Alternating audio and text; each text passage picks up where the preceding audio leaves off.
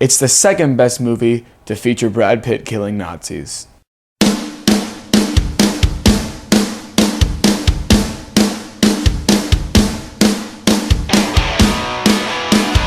Fury was directed by David Ayer, stars Brad Pitt, Logan Lerman, Michael Pena, Jon Bernthal, and Shia LaBeouf, and it tells the story of a tank crew during 1945, the final year of World War II, and how they're dealing with like the end of the war and just kind of everything wrapping up, and how the Nazis are getting very aggressive, just desperate, and how they have to deal with it.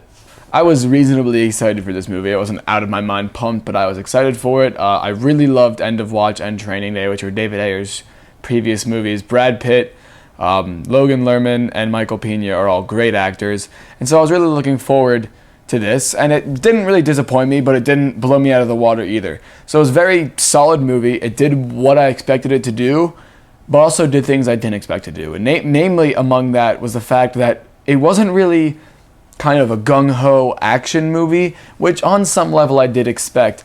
It was kind of similar to how End of Watch wouldn't be a gung-ho cop movie, in that it was more about the morality of war. It was about kind of looking at this tank crew, because 4 of the 5 members have been in this tank for years and years and years, and it's kind of seeing the effect on them, how sane or insane they are, the morality of war, and kind of all this stuff is really examined a lot.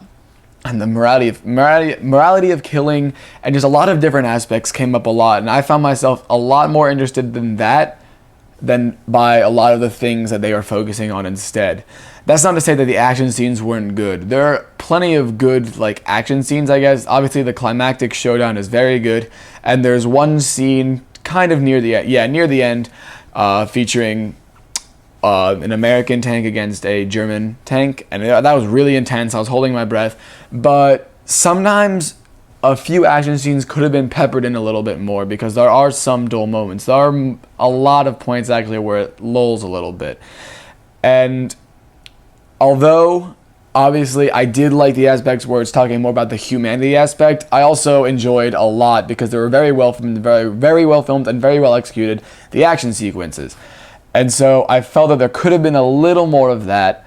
And there's a few points where they kind of hammer things that they're trying to say, hammer themes into the ground, and it kind of didn't work out. In certain points, it's pretty obvious that they were just elongating it to make it not an action movie. Brad Pitt is very good in this movie, and I compared it to Inglourious Basterds, and there are definite similarities. I mean, they're both kind of southern, but Lieutenant Aldo Raine from Bastards is a very, very different movie, and it's more of a parody as a character, whereas Fury takes him very, very seriously. And at some points, it's very unclear exactly what is going on in this character's mind, because he's going from being this very strict guy who's forcing a soldier who doesn't want to execute someone, to feeding people eggs, to, again, just murdering people and saying, all Germans are horrible, to then being nice to Germans. He kind of flip-flops. So not Brad Pitt's fault at all, but the script kind of flip-flopped on his character. Logan Lerman delivered a very, very good performance as well. He was kind of the heart, the moral backbone of this movie, and he did a good job of that. Jon Bernthal also really, really took it out of the water, you know what I mean, but he had to play an extremely, extremely unsympathetic character, and he pulled it off very, very well, because the first time you meet him, his character is kind of described as an animal, and that's really what he is. He's kind of terrible. Shia LaBeouf was pretty intense, and it always seemed like he was crying. He pretty much had one emotional level, and that was sad with one tear rolling down his eye. So Shia LaBeouf's performance I thought was a little bit too one note. Michael Pena is usually amazing. He was fantastic in End of Watch, but in this movie I feel like he was almost holding back. There really wasn't much going on in his department. His character wasn't that well developed, I guess, is what it ultimately came to. In the end, I recommend that you see Fury. It's a very interesting movie, and it's very unique. I might put it in the same vein, not quality level, but thematically, as something like Saving Private Ryan, where there are very well-shot action sequences, but there's also a lot of heart and morality.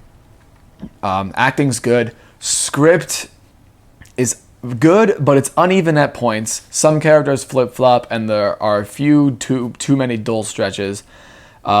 So don't go into this movie expecting some kind of all-out war movie. Like I said, it's really centered in morality.